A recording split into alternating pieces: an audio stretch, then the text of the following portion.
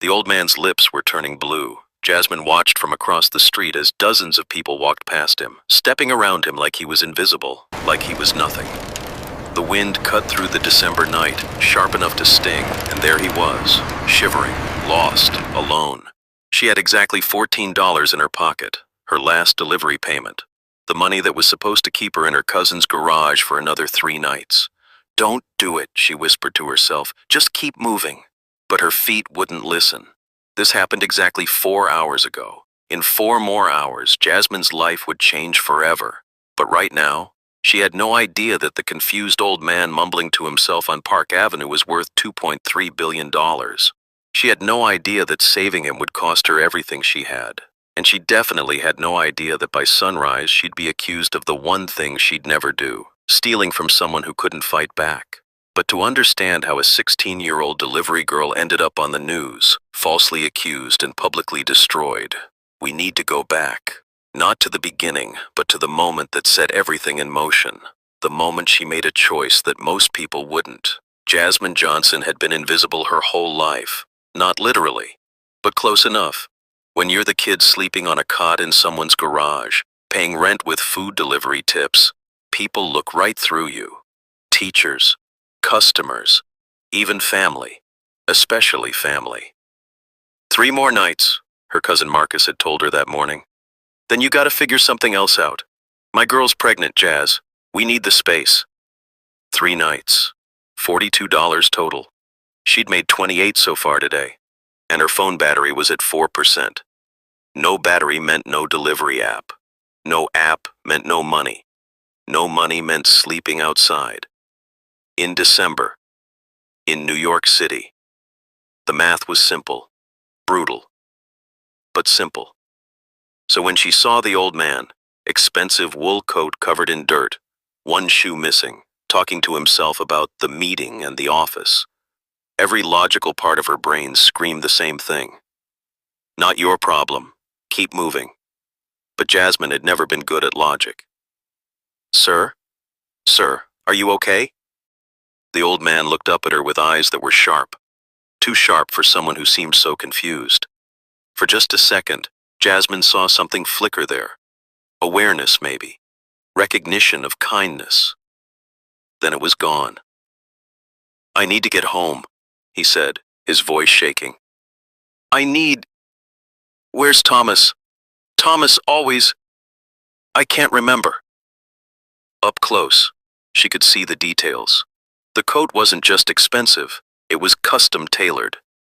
His watch, partially hidden under his sleeve, caught the streetlight. Even dirty and confused, everything about him whispered money, which meant someone was probably looking for him. "Do you have a phone?" Jasmine asked. "ID? Anything with an address?" He patted his pockets, confused. There was... the office. I need to get to the office, but..." His hand grabbed her wrist suddenly. Not hard, desperate. "Please, I don't know where I am." And here's what Jasmine noticed, what everyone else had missed. His socks didn't match. One black, one navy blue. It was such a small thing. But rich people, the kind with custom suits and watches that cost more than cars, they don't forget to match their socks, unless something is very, very wrong. "Alzheimer's," Jasmine whispered. "Or dementia." "You wandered off, didn't you?" The old man's eyes filled with tears. He didn't answer. He didn't have to.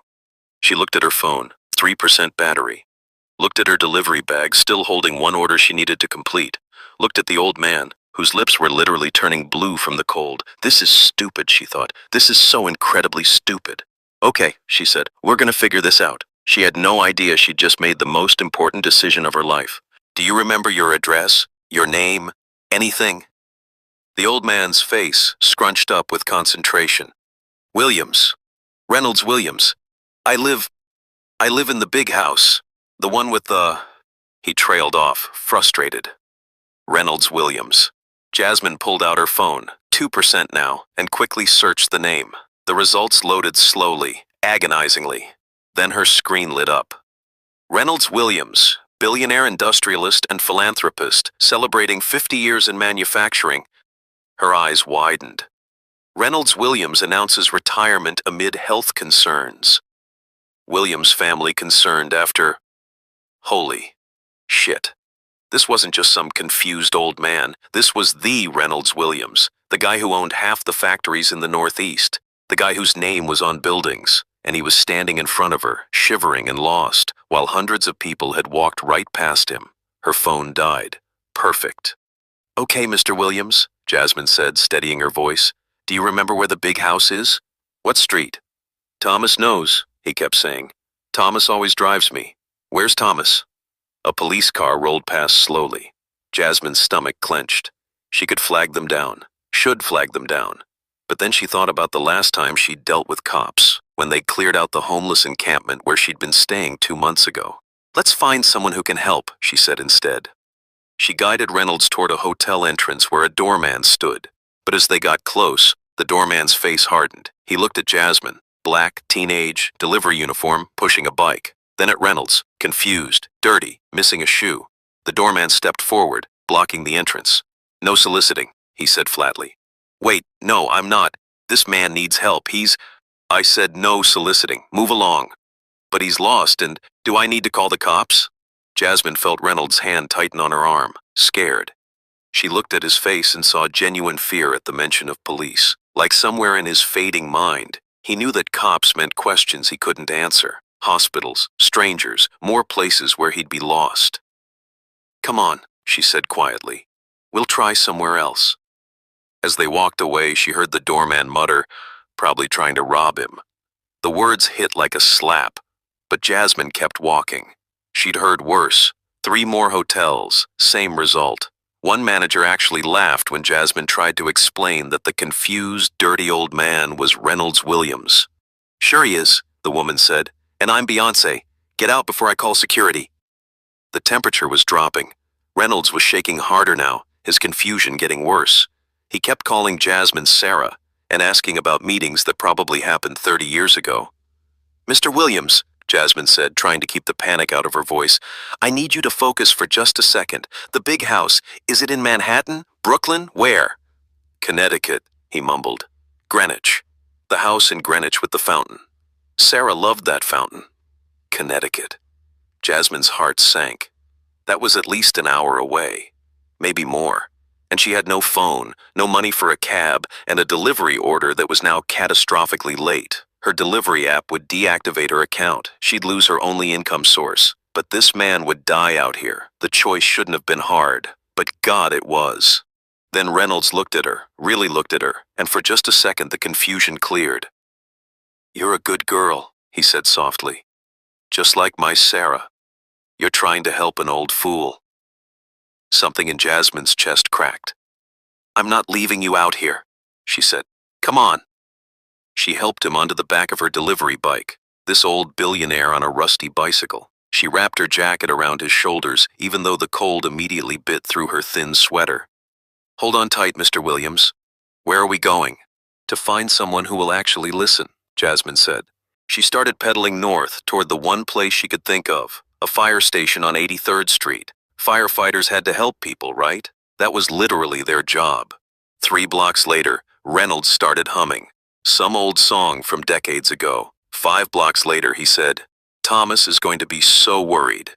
7 blocks later, a black Mercedes with tinted windows pulled up alongside them. The back window rolled down. And Jasmine's blood went cold. She recognized that face. She'd seen it in the search results before her phone died. Marcus Williams, Reynolds' son. But the look on his face wasn't relief. It was rage. "What?" he said, his voice deadly quiet. "Do you think you're doing with my father?" "I'm helping him," Jasmine said quickly. "He was lost and confused and everyone kept ignoring him, so I—" "Stop the bike. Now!" The way he said it made Jasmine's skin crawl. This wasn't concern, this was accusation. She stopped pedaling. The Mercedes stopped too. Marcus Williams stepped out, designer suit, perfect hair, the kind of rich that made its own rules. 2 other men emerged with him. Security, probably. They looked at Jasmine like she was a threat. "Dad," Marcus said, his voice suddenly gentle as he approached Reynolds. "Dad, it's Marcus. What are you doing out here?" "Marcus?" Reynolds looked confused. "When did you—" "I was looking for Thomas. The meeting—" "There's no meeting, Dad. You wandered off from the facility again." Marcus turned to Jasmine. His voice went cold again. "Did you take anything from him?" What? No. I'm trying to help. His wallet is missing. Jasmine felt the world tilt. I didn't touch his wallet. He didn't have one when I found him. I've been trying to get people to help him for the last half hour, but no one would. So you decided to what? Take him for a ride on your bike? Marcus's eyes were ice. How much were you going to ask for? How much to return a confused old man? I wasn't going to ask for anything. Sir, one of the security guards said to Marcus, should we call the police? No! The word burst out of Jasmine before she could stop it. Please, I swear I was just trying to help him. He was freezing and lost, and everyone kept walking past him like he didn't exist. And you expect me to believe, Marcus said slowly, that you, a random delivery girl, just happened to find one of the richest men in New York wandering around. And you just happened to put him on your bike. And you just happened to be taking him, where exactly? To a fire station, so they could help him get home safely, with his wallet conveniently missing. I didn't take his wallet! The desperation in her voice echoed down the empty street. Reynolds, who had been quiet through all of this, suddenly grabbed Jasmine's hand. She's a good girl, he said clearly. Like Sarah, she's helping. Marcus's face twisted. For just a second, Jasmine saw something there. Pain, maybe. Exhaustion. But it disappeared fast. Dad, you're confused. Let's get you back to Brookside. I don't like Brookside, Reynolds said, his voice suddenly sharp. They're mean there. They treat me like I'm stupid. Dad, this girl was kind. Everyone else walked past me. She stopped. Marcus's jaw clenched. He looked at Jasmine again, reassessing. What's your name? Jasmine. Jasmine Johnson. Well, Jasmine Johnson. Thank you for... He struggled with the words. For stopping. We'll take it from here. The security guards moved in, gently taking Reynolds by the arms. Wait, Jasmine said. Is he okay? Does he need a doctor? He was really cold and... We can handle my father's care, Marcus interrupted. You can go. It felt like a dismissal, like she was being erased. She watched them help Reynolds into the Mercedes. This man who'd been crying and scared just minutes ago, who'd trusted her. You did good, Dad, Marcus was saying. But you can't leave like that. We've talked about this. The car door closed. Through the tinted window, Jasmine could barely see Reynolds' outline. The Mercedes pulled away, and Jasmine stood there, alone on an empty street, shaking from cold and adrenaline, with no phone and no money and nowhere to go. She'd just saved a billionaire's life, and she'd never felt more invisible in her entire life. Jasmine pedaled back to Marcus's garage in a daze. The whole thing felt surreal. Had that actually just happened? Had she really just met Reynolds Williams? Had his son really implied she was trying to rob him? Her hands were numb, not just from the cold, from everything. When she got to the garage, Marcus was waiting outside. Her cousin Marcus, not billionaire Marcus. For a second, the name coincidence made her want to laugh hysterically. You're late, he said. Your last delivery was an hour ago. Where have you been? Jasmine didn't know how to explain. Someone needed help. Well, your app's deactivated. Too many late deliveries. Customer complained. He shook his head. Jazz, come on. I told you that you needed to. I know. So what are you going to do now? Good question. She had $14. No job, no phone. 2 nights left in this garage. I'll figure something out, she said quietly. Marcus sighed. Look, I'm sorry, but I know. Your girlfriend's pregnant. You need the space. I get it. She did get it. She just wished someone would need her too. That night, lying on the cot in the cold garage, Jasmine kept thinking about Reynolds' face. The way he'd looked at her when he said, you're a good girl. Like she mattered. Like she was visible. She fell asleep wondering if he'd remember her tomorrow. If any of it had been real. She had no idea that at that exact moment, 20 miles away in Greenwich, Connecticut, Reynolds Williams was lying in his bed at the Brookside Specialized Care Facility and refusing to take his evening medication. Where's the girl? He kept asking the nurses. The girl who helped me. With the bicycle. Where did she go? There's no girl, Mr. Williams. You're confused. I'm not confused. His voice was sharp, the way it used to be in boardrooms. Her name was Jasmine. She was kind. Everyone else walked past me. She stopped. The nurses exchanged glances. They'd add that to his chart. Another episode. Another sign that he needed to be here, locked up for his own safety. But in his mind, In the parts that still worked, Reynolds Williams was crystal clear. Someone had helped him when no one else would, and he always paid his debts. 2 days passed. Jasmine spent them looking for work, any work. But without a phone, without references, without an address she could actually use, no one would hire her. On the third morning, Marcus told her she had until sunset to be gone. "I'm sorry," he said, and maybe he was, "but I can't help you anymore." Jasmine packed her things. It didn't take long. Everything she owned fit in one backpack. She was sitting on a bench in Riverside Park trying to figure out where to go when a black Mercedes pulled up. Not again. But it wasn't Marcus Williams who got out, it was Reynolds.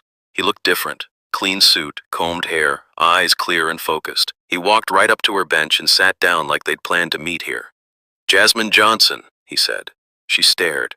"Mr. Williams? Are you okay? How did you—" "I'm having a good day," he said simply. "The medications help. Some days are better than others. This is a better day." "How did you find me?"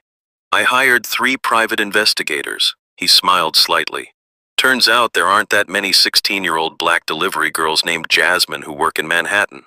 Thomas helped. He's very thorough." "Thomas?" "My driver. The one I kept asking for. He's been with me for 30 years. He's the one who figured out where I'd wandered off to the other night." Reynolds paused. "He's also the one who went back to review security footage from the buildings near where you found me." Jasmine's stomach dropped. "I didn't take your wallet. I swear—" "I know. I would never—" She stopped. "What?" "My wallet is in a storm drain on Park Avenue. I dropped it while I was confused. The footage shows it falling, then shows you finding me, 15 minutes after I'd already lost it." His voice softened. "The footage also shows 17 people walking past me, stepping around me. Some of them even laughed." Jasmine didn't know what to say. "You gave me your jacket," Reynolds continued. "You tried to get me help at 3 different hotels. You put me on your bicycle, even though it meant losing your job. You did all of that for a confused old man you thought was homeless." Jasmine's voice cracked. "You needed help. Most people don't see need. They see inconvenience." Reynolds looked at her, really looked at her. "My son saw a potential thief. Those doormen saw a problem to remove. Everyone else saw nothing at all." "What did you see?" Jasmine asked. "Someone like my daughter would have been." His eyes glistened. "Sarah. She passed away 3 years ago. Brain aneurysm. She was 20. She had your same. She would have stopped too." Silence stretched between them. "Mr. Williams, why are you here?" Reynolds Williams pulled out an envelope. "Because I owe you a debt. And because I've spent 50 years building companies, making money, winning deals. But I'm losing my mind, Jasmine. Piece by piece, every day a little more disappears. My son thinks I belong locked up in Brookside. Maybe he's right. But before I forget everything, before I forget even the good days, I want to do something that matters." He handed her the envelope. "I don't understand," Jasmine said. "Open it." Inside was a key and a letter. She read the letter twice because it couldn't be real. "This is—" She looked up, eyes wide. "This says I'm getting a full scholarship and a job and—" "Is this an address?" "It's an apartment, small but safe. The scholarship is to whatever school you want, including GED programs if you need to finish high school first. The job is with my foundation. We're creating a new program for at-risk youth. I need someone who understands what it means to be ignored, to be invisible. Mr. Williams, I can't—" "You can. You will." "But why?" Reynolds stood up slowly. "Because kindness without reward is the rarest currency in the world. And because—" His voice broke slightly. "Because I want to remember doing one thing, right before I forget how to remember it all." Jasmine looked at the key in her hand, at the letter, at this old man who just changed her entire life. "There's one condition," Reynolds said. "Here it comes," Jasmine thought. "The catch. You pay it forward. However you can, whenever you can, you help someone else the way you helped me." Tears were streaming down Jasmine's face. She nodded, unable to speak. Reynolds started to walk back to his car, then paused. "My son doesn't approve of this. He thinks I'm being taken advantage of. that my episodes make me vulnerable to manipulation. So if you accept this, you need to know it won't be easy. People will question you, judge you, assume the worst. I'm used to that, Jasmine said quietly. I know. That's why you're perfect for this. He smiled. The foundation meeting is tomorrow at 10 a.m. Thomas will pick you up from your new apartment at 9:30. Don't be late. The Mercedes drove away. Jasmine sat there, holding a key to an apartment, a scholarship letter, and a future she hadn't dared to imagine. She'd saved an old man's life, and somehow he'd saved hers right back. But what she didn't know, what neither of them knew, was that Marcus Williams was already making phone calls, and by tomorrow morning, Jasmine's face would be on the news, with a very different story attached to it. Tomorrow, everything would blow up. But tonight, Jasmine Johnson slept in a bed for the first time in months. And for just a few hours, the world felt like it might actually have room for people like her. Drop a comment. Would you have stopped to help? Be honest, and hit that like button if you're ready to see what happens when Jasmine's kindness gets twisted into something ugly. Jasmine woke up to sunlight, real sunlight. Not the dim gray light that filtered through the garage window. Actual morning sun streaming through actual curtains in an actual apartment that was hers. For a second, she just laid there, afraid to move, afraid it was a dream. Then her eyes focused on the key sitting on the nightstand. Real. She jumped out of bed, an actual bed with an actual mattress, and checked the time on the wall clock. 8:47 a.m. Thomas was picking her up in 43 minutes. She showered fast, marveling at hot water that didn't run out after 3 minutes, and put on the cleanest clothes she had. Her delivery uniform was all she owned that didn't have holes. At exactly 9:30, her doorbell rang. Thomas was older than she expected, late 60s maybe, black suit, kind eyes, and a gentle smile that made her feel less terrified. "Miss Johnson," he said, "Mr. Williams is looking forward to seeing you."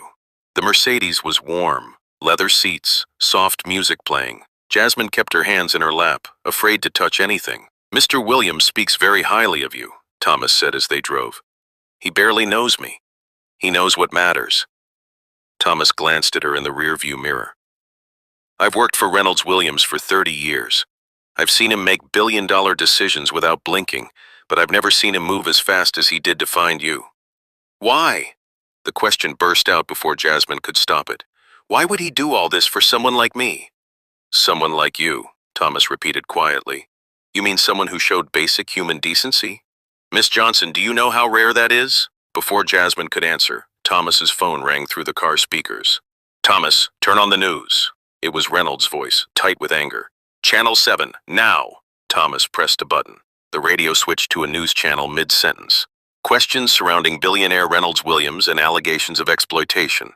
According to sources close to the family, Williams, who suffers from advanced dementia, may have been taken advantage of by a teenage girl who—" Jasmine's stomach dropped. Jasmine Johnson, 16, reportedly met Williams during one of his episodes and has since received significant financial gifts, including an apartment and scholarship. Marcus Williams, Reynolds' son and power of attorney, claims his father is not mentally competent to make such decisions and— "Turn it off!" Reynolds' voice cut through. Silence filled the car. Jasmine couldn't breathe. "He's saying that I manipulated you?"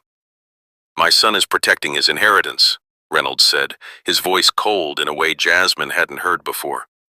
"And destroying your reputation to do it. Thomas, is she okay?" Thomas looked at Jasmine in the mirror. Her face had gone white. "We're 5 minutes out, sir." "Jasmine," Reynolds' voice softened. "Listen to me. This is exactly what I warned you about. People will assume the worst, but I know the truth, and so do you. But everyone's going to think I—" She couldn't even finish the sentence. "Let them think.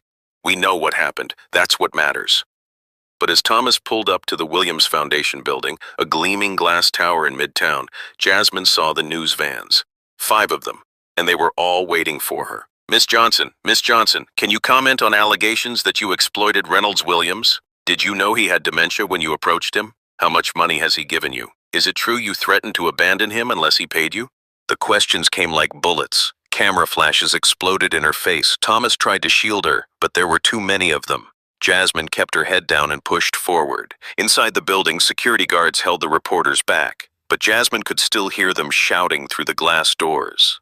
"This way, Miss Jasmine." Thomas guided her to a private elevator. Reynolds was waiting in a top-floor conference room. He looked tired, older than he had yesterday, but his eyes were still sharp. "I'm sorry," he said immediately. "I should have anticipated this." "What's happening?" Jasmine's voice shook. "Why are they saying those things?" "Because my son filed a legal challenge this morning. He's claiming I'm not mentally competent to make financial decisions. He's using you as evidence that I'm being manipulated." "But that's not true." "I know, but truth and perception are different things." Reynolds gestured to a chair. "Sit, please. We don't have much time." "Time for what?" "Marcus is petitioning for emergency conservatorship. There's a hearing this afternoon. If he wins, all my financial decisions over the past week will be reversed, including everything I've done for you." Jasmine felt sick. "So I'll lose the apartment, the scholarship?" "Yes. And everyone will think I'm some kind of con artist who preys on sick old men." Reynolds winced. "Yes." Silence. Then Jasmine stood up. "Okay. Okay? Give it back. The apartment, the scholarship, all of it. I don't want to be the reason you lose control of your own life. I don't want—" "Sit down," Reynolds said firmly. "Mr. Williams, sit down." She sat. Reynolds leaned forward. "Do you know what the worst part of losing your mind is? It's not the forgetting. It's the fact that everyone assumes you've lost yourself entirely, that you can't make your own choices, that every decision you make must be confusion or manipulation." His hands were shaking, not from age, from rage. "I have dementia, Jasmine. I forget things. I get confused. Some days I don't know where I am, but I am still me.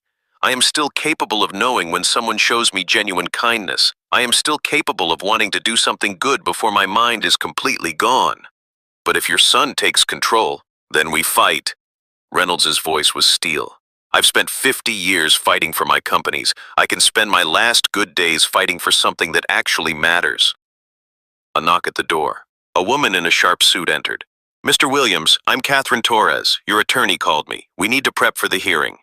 Catherine looked at Jasmine with an expression that was hard to read, not quite hostile, not quite friendly. "You're Jasmine Johnson?"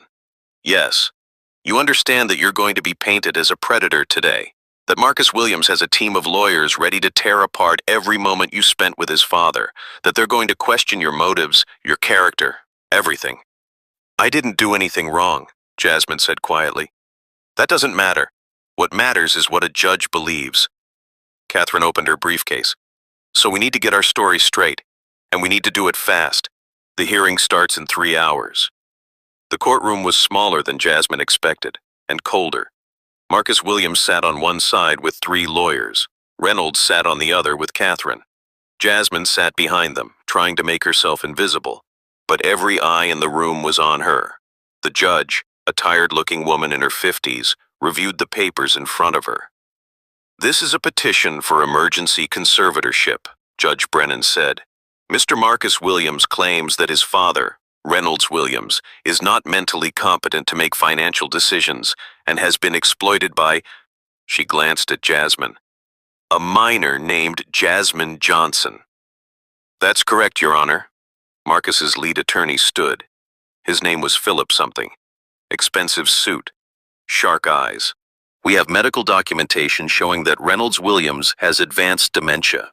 He requires full-time care, and in his compromised state, he has given away significant assets to a teenage girl he met under suspicious circumstances." "Suspicious how?" "Miss Johnson conveniently found Mr. Williams during one of his episodes. Within 48 hours, she had secured an apartment, a scholarship, and a position with his foundation. We believe this constitutes elder exploitation." Judge Brennan looked at Reynolds. "Mr. Williams, do you understand what's happening here?" Reynolds stood slowly. "Yes, Your Honor. My son thinks I'm too senile to make my own decisions." "Dad, that's not—" Marcus started. "It absolutely is." Reynolds' voice was sharp. "You think because I forget where I put my keys or what year it is that I've lost the ability to recognize genuine kindness." "Mr. Williams," Judge Brennan said gently, Can you tell me what happened the night you met Miss Johnson? And Reynolds did. He told the whole story, getting confused, wandering away from Brookside, the cold, the people who walked past him. I was terrified, he said, his voice breaking. I didn't know where I was. I couldn't remember my address.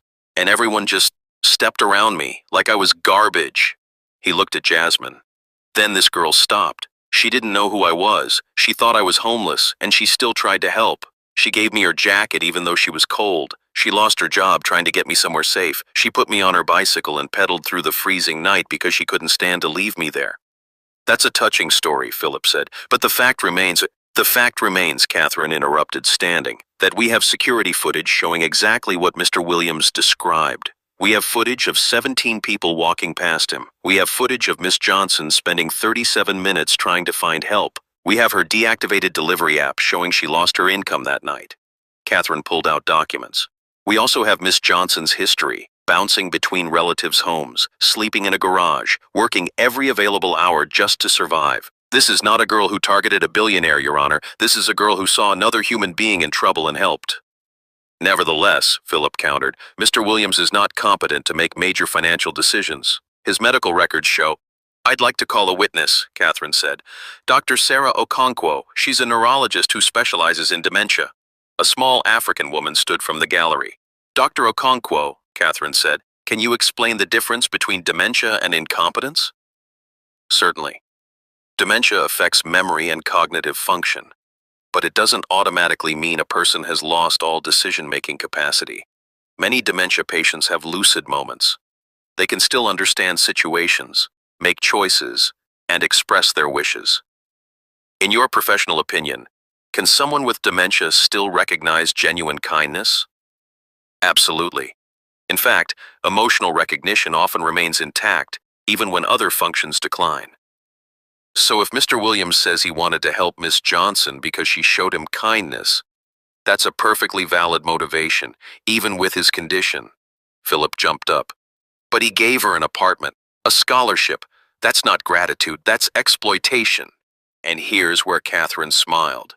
Your Honor, we'd like to submit the complete financial breakdown. The apartment is a lease, 1 year, paid in advance. Total cost, $18,000. The scholarship is to a community college GED program. Cost, $3,000. The foundation position pays $15 per hour part-time. Catherine paused. The total gifts amount to approximately $27,000. Mr. Reynolds Williams is worth $2.3 billion. That's 0.012% of his net worth. The equivalent of someone making $50,000 per year giving away 60 cents. The courtroom went silent. 60 cents, Catherine repeated. That's what we're claiming constitutes exploitation? Judge Brennan looked at the documents, then at Marcus. Mr. Williams, your father gave this girl what amounts to pocket change for him. Why are we here? Marcus's face was red. It's not about the amount, it's about the principle. He's vulnerable and I'm vulnerable? Reynolds stood up, and something in his voice made everyone stop. I'm vulnerable because I have dementia. You're right. But you know what's more vulnerable? Being 16 years old with no home, no family, no safety net, and still choosing to help a stranger instead of walking past him like everyone else did. His voice rose. You want to protect me, Marcus? Protect me from what? From doing one decent thing with my money before my brain turns completely to mush? From trying to be the man I taught you to be? Dad, You're trying to protect your inheritance. Reynolds' hand slammed on the table.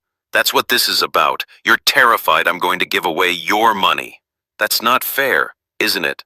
Reynolds turned to the judge. Your Honor, I'm going to forget this moment. Maybe tomorrow, maybe next week. Eventually, I'll forget my son's name. I'll forget my own name. But right now, in this moment, I know exactly what I'm doing. I am giving a girl who showed me dignity a chance at a life. That's not incompetence. That's the sanest thing I've done in years. Silence. Then Jasmine stood up. Stop! Everyone looked at her. Miss Johnson, Judge Brennan said, you're not... I know, but I need to say something. Jasmine's voice shook, but she forced herself to speak clearly. Give him the conservatorship. Jasmine, no. Reynolds started. Let Marcus control the money. I don't want the apartment or the scholarship if it means Mr. Williams loses the right to make his own choices. I don't want to be the reason his son can take everything from him. She looked at Marcus. I don't know you, but I know what it's like to feel powerless. To have everyone make decisions about your life like you don't matter. Don't do that to your father, please.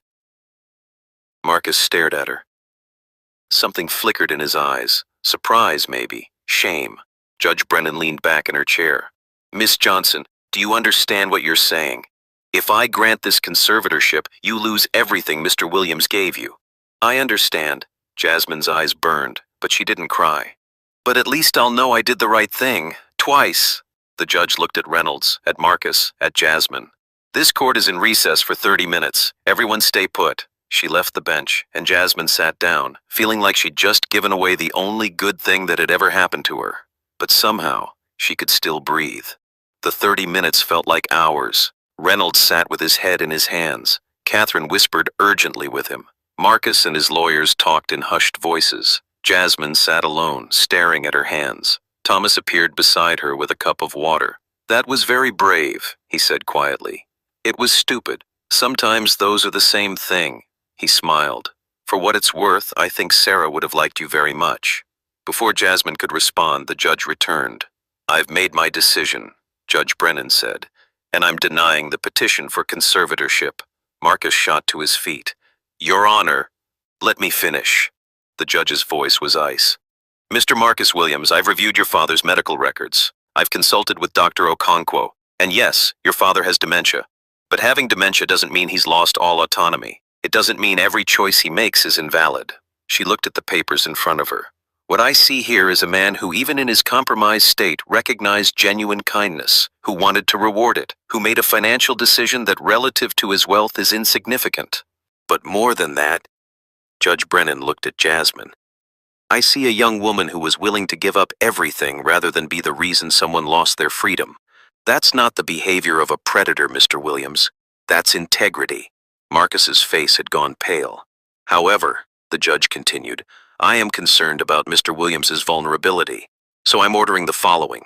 The apartment and scholarship stand. The foundation position stands, but any future financial gifts over $50,000 must be reviewed by an independent fiduciary to ensure they're in Mr. Williams's best interest. She looked at Reynolds. Mr. Williams, you get to keep your autonomy, but with oversight. Is that acceptable? Yes, Your Honor. Reynolds's voice was thick. Thank you. Miss Johnson. Judge Brennan looked at Jasmine. I hope you understand how rare what you just did was. Most people would have fought to keep what they received. You offered to give it up. That tells me everything I need to know about your character. Jasmine couldn't speak. She just nodded. We're adjourned. The gavel came down, and it was over. Outside the courtroom, reporters swarmed again. But this time, Catherine was ready. Miss Johnson has no comment at this time. The court has ruled in favor of Mr. Reynolds Williams, affirming his mental competency and his right to support Miss Johnson's education and employment. Any further questions can be directed to our office. She pushed through the crowd, Thomas and Jasmine following. In the car, Jasmine finally let herself cry. Not from sadness, from relief, from exhaustion, from the sheer, overwhelming weight of everything that had just happened. You did good, Miss Johnson, Thomas said gently. Very good. Reynolds called through the car speakers again. Jasmine, are you all right? I don't know, she said honestly. I almost just gave away everything you offered me. I know. That's why you deserve to keep it. A pause. Thank you for understanding that I needed to make my own choices. Everyone deserves that, Jasmine said quietly. Yes, they do. Another pause. Get some rest. We have work to do tomorrow. The foundation isn't going to build itself. The call ended. Jasmine looked out the window at the city passing by, the same city where she'd been invisible just days ago. She was visible now, for better or worse. 3 months later, the Williams Light Foundation had grown faster than anyone expected. What started as one scholarship for Jasmine had expanded into a full program. 20 teenagers from rough backgrounds, kids aging out of foster care, kids living in shelters, kids like Jasmine, now had apartments, scholarships, and jobs. Reynolds had good days and bad days. On good days, he came to the foundation office and talked with the kids, told them stories, listened to theirs. On bad days, he stayed at home with Thomas and nurses who actually treated him with dignity. Marcus eventually came around. It took time, but watching Jasmine work, watching her pour every ounce of energy into helping other kids who'd been invisible, something in him had shifted. "I'm sorry," he'd told her finally. "I thought you were taking advantage. I couldn't see that you were just human." "It's okay," Jasmine had said, and meant it. Tonight, Jasmine stood in front of 40 people at a community center. Donors, potential partners, people who wanted to help. "My name is Jasmine Johnson," she said, her voice steady now. 3 months ago, I was sleeping in a garage and working delivery just to survive. I was invisible. Most people looked right through me." She paused. "Then one night, I saw someone else who was invisible. An old man, lost and cold, who everyone was ignoring. And I made a choice. I stopped. I helped. And that choice changed everything." She gestured to the kids sitting in the front row, her fellow foundation members. "These are the kids everyone walks past. The ones society has decided don't matter, but they do matter. Every single one of them. And the Williams Light Foundation exists to prove that." Applause filled the room. After the presentation, Reynolds found her. It was a good day. His eyes were clear. "Sarah would have been proud," he said, "of both of us. I wish I could have met her." "You did in a way. You're just like she was." He smiled. "Stubborn, compassionate, too kind for your own good. Is that a bad thing? In this world? Sometimes. But it's also the thing that changes the world." He squeezed her hand. "Keep changing it, Jasmine. Even when I forget your name, keep changing it." 2 years later, Reynolds Williams passed away in his sleep. It was peaceful. Thomas was with him. The foundation he'd started with one act of reciprocal kindness had grown to serve 300 kids across 5 cities. Jasmine, now 18 and in college, spoke at his funeral. "Reynolds Williams didn't just save my life," she said. "He gave me permission to believe that kindness matters, that seeing people, really seeing them, is revolutionary, that being vulnerable enough to help someone, even when you're struggling yourself, is the bravest thing you can do." She looked out at the crowded church. "He saw me when I was invisible, so I'm going to spend the rest of my life making sure no one else has to be invisible again." And she did. The Williams Light Foundation still operates today. It's helped thousands of kids, all because one girl chose to stop, and one old man chose to remember that kindness is never wasted. Home isn't a place. It's the moment someone sees you, really sees you, and decides you matter. Reynolds gave that to Jasmine, and she's given it to thousands more. What's your story? Have you ever helped someone and been accused of having ulterior motives, or been helped by someone when you needed it most? Share in the comments. Your story matters. And if this moved you, if you felt something, hit that subscribe button. Because these are the stories we need more of. Stories that remind us that in a world that teaches us to walk past each other, stopping might just be the most powerful thing we can do. See you in the next story.